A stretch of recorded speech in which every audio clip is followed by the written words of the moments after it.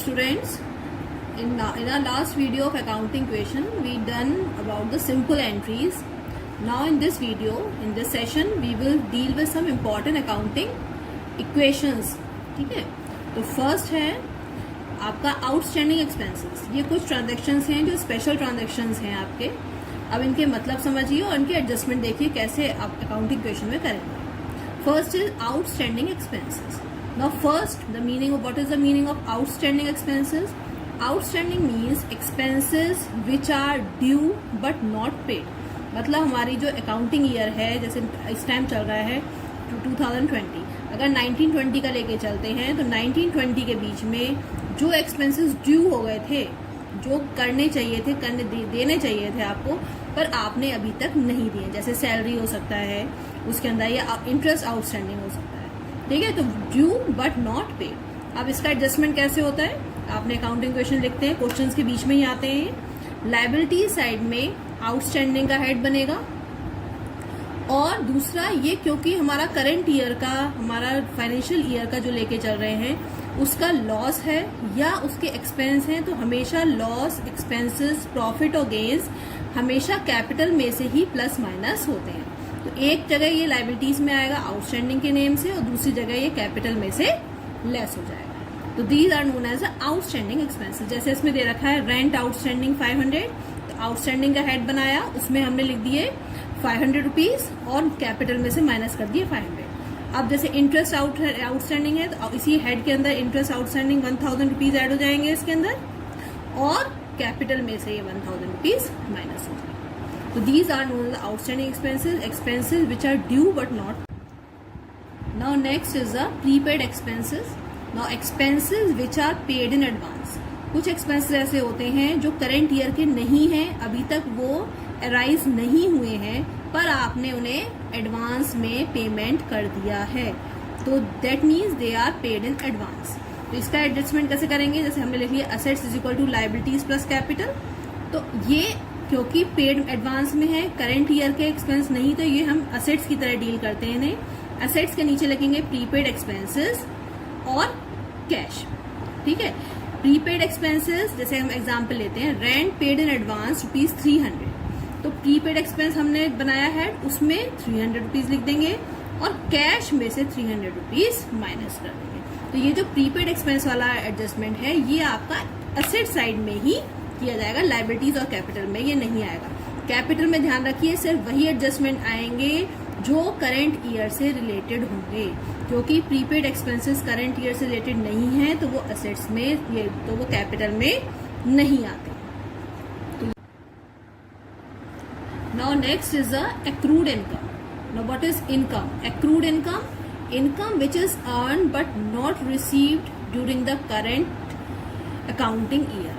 जो income earn कर ली है, जो इनकम, जिस इनकम के लिए वर्क कर लिया गया है पर वो अभी तक रिसीव नहीं हुई है, that is known as a accrued income. Example जैसे है interest due but not receive ₹1000. Interest due हो गया है पर अभी तक रिसीव नहीं किया ₹1000, तो इसका एडजस्टमेंट कैसे बनेगा? Assets is equal to liabilities plus capital. आपने अकाउंटिंग क्वेश्चन लिखी है अपनी, इंटरेस्ट ड्यू 1000 रुपीज था, तो असेट्स के नीचे जो हमारा ये इनकम थे, इसका मतलब हमारी ये असेट है, एक्रूड इनकम का हेड बनाएंगे, उसके नीचे लिखेंगे 1000, और ये करंट ईयर की इनकम है तो ये कैपिटल में प्लस कर दी जाएगी. तो इधर भी प्लस हो रही है, ये इधर भी प्लस हो रही है. Next is accrued commission. इसी तरह यहाँ एक्रूड इनकम के नीचे ये ऐड कर दिया, और ये कैपिटल में इसलिए करा जा रहा है क्योंकि ये करंट ईयर की इनकम है, इसलिए ये ऐड हो रही है capital. Now next is the unearned income और income received in advance. unearned income, जो इनकम करंट ईयर की रिलेटेड नहीं है पर आपको एडवांस में रिसीव हो गई है, तो income which has been received but not earned during the accounting period.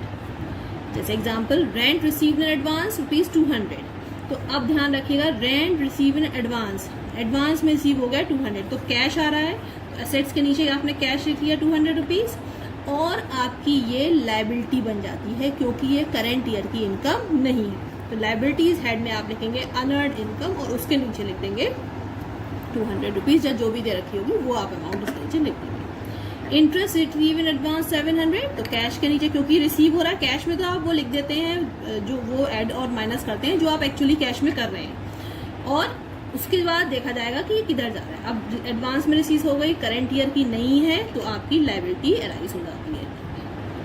ठीक है, तो ये 4 एडजस्टमेंट हैं जो आपके इनकम और एक्सपेंसेस से रिलेटेड है। ठीक, now next is the interest on capital. ये भी एक बड़ा इंटरेस्टिंग टॉपिक है हमारा, इंटरेस्ट ऑन कैपिटल। अब ध्यान देखिए, इंटरेस्ट ऑन कैपिटल क्या होता है? जो प्रोप्राइटर कैपिटल बिजनेस में इन्वेस्ट करता है, तो जो बिजनेस है उसे वो कैपिटल के ऊपर इंटरेस्ट देगा कि भाई वो कैपिटल उसका यूज कर रहा है अदर चीजों, अदर प्रोडक्ट्स के लिए या कुछ परचेज करने के लिए, वो बिजनेस में उसका कैपिटल यूज कर रहा है, तो उसको उसका प्रॉफिट दिया जाता है प्रोप्राइटर को। तो देखिए, एक तरफ तो ये बिजनेस के लिए क्या है? लॉस। बिजनेस के लिए है ये आपका लॉस, और जो प्रोप्राइटर है उसके लिए है ये प्रॉफिट। बिजनेस के लिए एक्सपेंस है और प्रोप्राइटर के लिए गेन है। तो अब सिर्फ एडजस्टमेंट ये कहाँ होगा? कैपिटल के अंदर। तो कैपिटल में एक बार ये इंटरेस्ट ऑन कैपिटल प्लस किया जाएगा और एक बार इंटरेस्ट ऑन कैपिटल माइनस किया जाएगा। एक तरह देखा जाए तो इस इंटरेस्ट ऑन कैपिटल का आपकी अकाउंटिंग इक्वेशन पे कोई भी इफेक्ट नहीं पड़ता है, क्योंकि सेम अमाउंट प्लस होता है और सेम अमाउंट माइनस होता है। देखिए, जैसे 1500 दे रखा है तो 1500 प्लस हो गया, 1500 ही माइनस हो गया। इसी तरह इंटरेस्ट ऑन ड्रॉइंग्स होता है, ये रिवर्स होता है। इंटरेस्ट ऑन ड्रॉइंग्स जब कोई प्रोप्राइटर अपना कैपिटल निकालता है, कुछ विड्रॉ करता है बिजनेस में से अमाउंट, तो जो बिजनेस है वो प्रोप्राइटर से इंटरेस्ट चार्ज करता है, interest charge from the proprietor. तो इंटरेस्ट चार्ज कर रहा है, तो बिजनेस के लिए क्या हो गया? ये प्रॉफिट, और प्रोप्राइटर के लिए हो गया लॉस। तो इंटरेस्ट ऑन ड्रॉइंग्स में भी assets liabilities plus capital, capital में से एक बार माइनस होगा और एक बार ये प्लस होगा।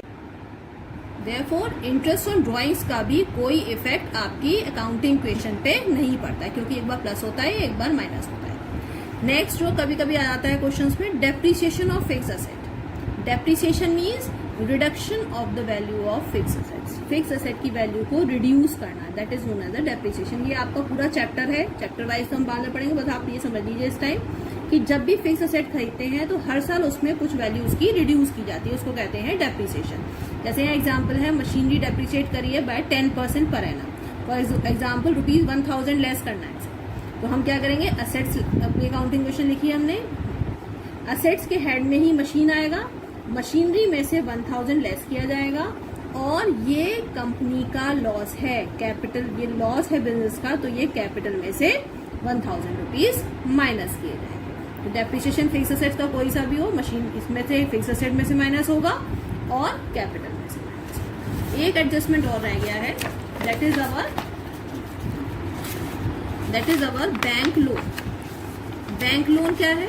अगर कंपनी लोन लेती है बैंक से तो उसको दैट बिकम्स अ लायबिलिटी। तो लायबिलिटीज हेड में बैंक लोन आता है। जैसे अगर उसने 10 लाख रुपीज लिए हैं बैंक से लोन, तो लायबिलिटीज में 10 लाख रुपीज दिख देंगे बैंक लोन का हेड बना के, और आपका क्योंकि कैश आ रहा है बिजनेस में, इसलिए कैश में भी ये ऐड करेंगे। तो ये कुछ ये स्पेशल एंट्रीज हैं हमारी, जिनके बेसिस जो क्वेश्चंस में कुछ कोई ना कोई एंट्री सिंपल क्वेश्चंस के साथ एक ना एक एंट्री जरूर आती है।